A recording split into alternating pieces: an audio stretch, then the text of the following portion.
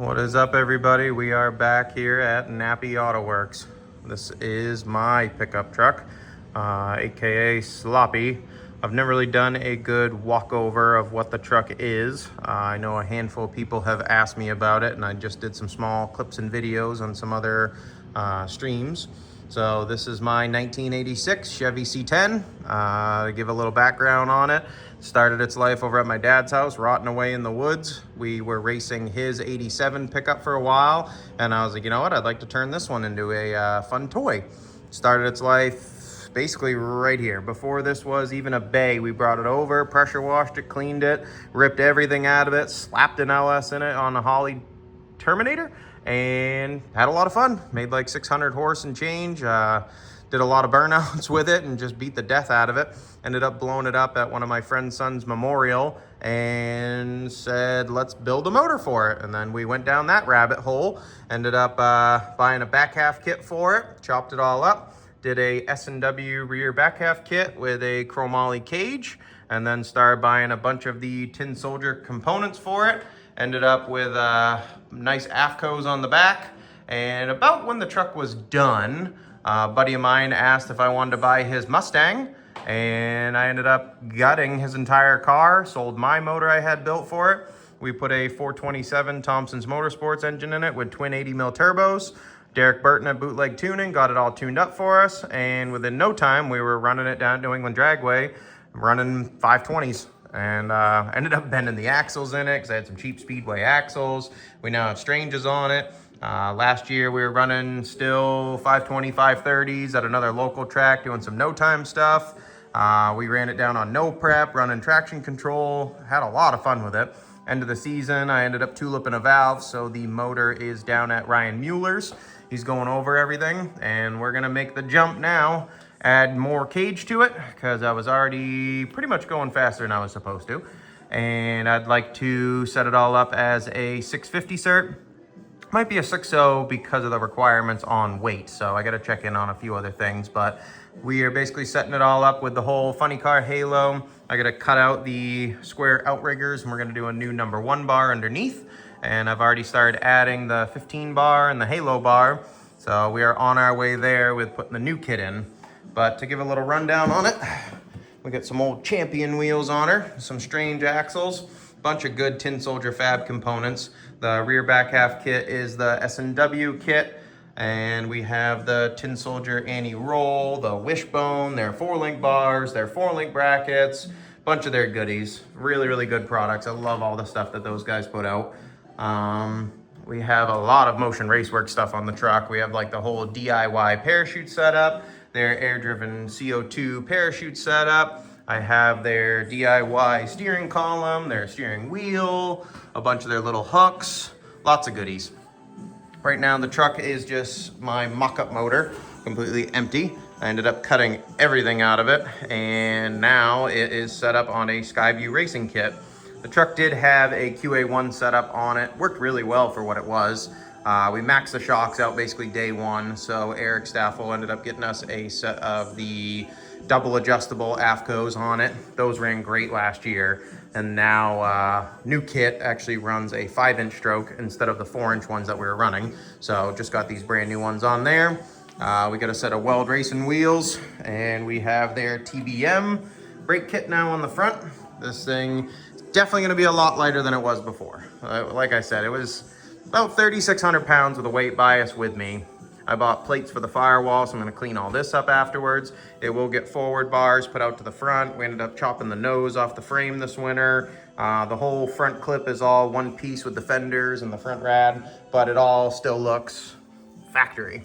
We got the whole nose with headlights and everything in there. We did have a big Ron Shearer box on the front, and then I ended up going with a top mount setup at the end of the year. It all worked great for what it was, but on C16, we just didn't love the look of what the spark plugs look like after every pass, so, you know, we want to switch it over to methanol. Everybody says it burns a lot cleaner, you can run more power, ditch all the air to water setup, just try to shave some weight. So the whole back of the truck had like ice box, puke tank, the fuel cell, everything.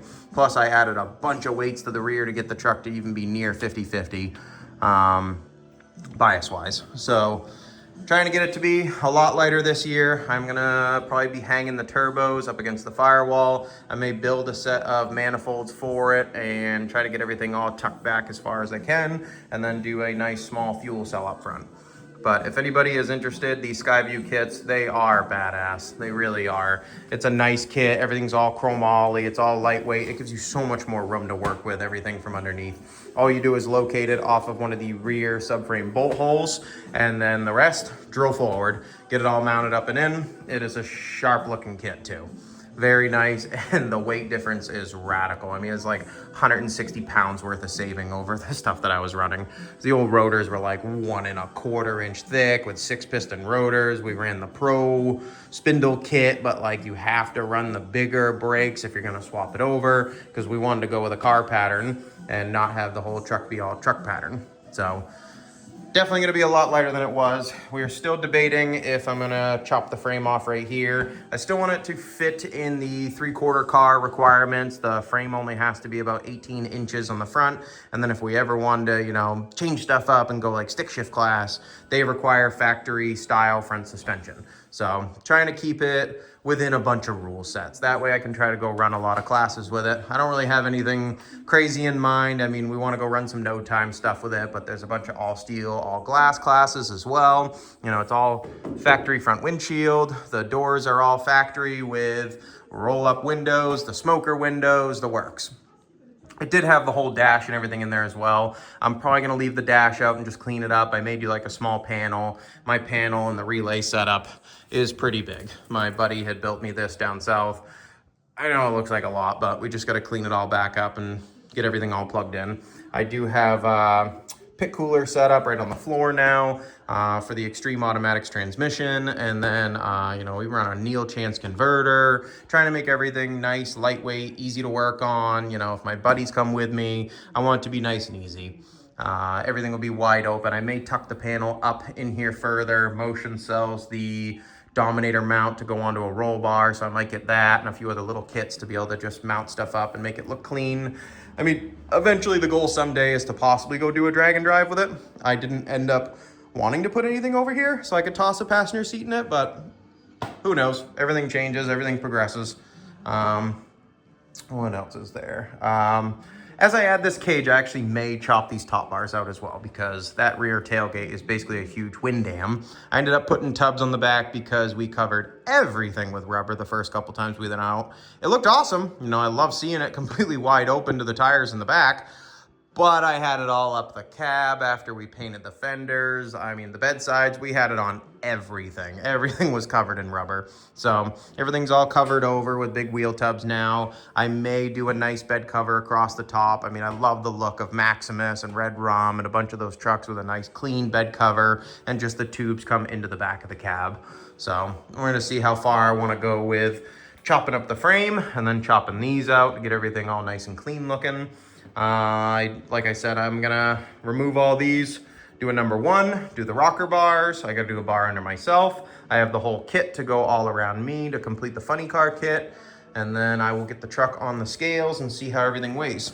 I'm very excited now. I just got this 4-post lift last week and then just got the cables in yesterday. So this will be nice that I can actually tie the chassis down to the lift and then make some cuts on it. Nothing's gonna bend or move. This is gonna make a game changer for me for doing welding and fab work. I do a lot of roll cage stuff for everybody now and a lot of fabrication work, so it would be nice to be able to have the 2-post lift out front and then the 4-post lift out back, just to be more universal for everything. But yeah, if anybody has any questions, comments, feel free, shoot me a text. You can find my phone number and everything on Facebook under Nappy Auto Works. Again, my name is Joe Nappy. If anybody needs anything, don't hesitate to reach out. Thank you, guys.